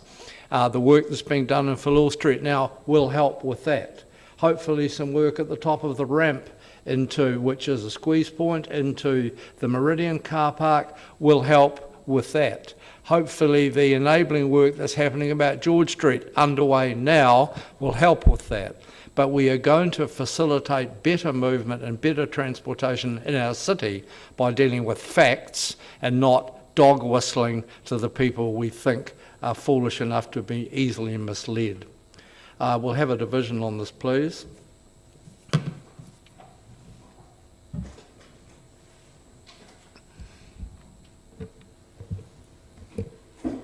Councillor Barker. Aye. Councillor Elder. Aye. Councillor Gary. Aye. Councillor Hall. Mayor Hawkins. Aye. Councillor Houlihan. Aye. Councillor Lefiso. Aye. Councillor O'Malley. Aye. Councillor Reddick. No. Councillor Staines. Aye. Councillor Vandervis. No. Councillor Walker. Aye.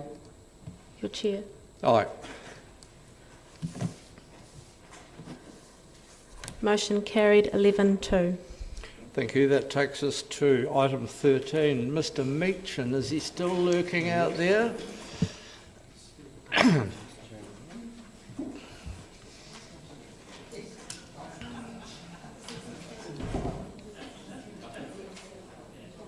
I'm sorry, Mr. Meachin, that you've been parked out there for so long. The annual report to ALA. Kevin, do you want to make any introductory comments? No. Any questions, councillors? There appeared Councillor Hawkins, Mayor Hawkins. Thank you. Thank you, Mr. Chair, and thank you, Mr. Meachin. Can I ask... No. The comments that have been provided on Council's behalf in the template that it's so prescribed, are they yours? Yes, but they've been run past the DLC itself, okay. The chair and one of the other members. And this, and apologies, this has been submitted already, or is this here for approval? No, it's just for noting it's got to be submitted by the end of September. Okay. I just wondered, in response to question 15, what changes to practices and procedures under the Act would you find beneficial? The response is the LAP to better reflect the wishes of the community that provided their input rather than the wishes of the corporations which have an interest in maximising their profits. And while I may not disagree with that statement, that's a reasonably blunt way of capturing our frustration with our original LAP recommendations being defeated by ALA. Was that the intention? It might have been. Thank you.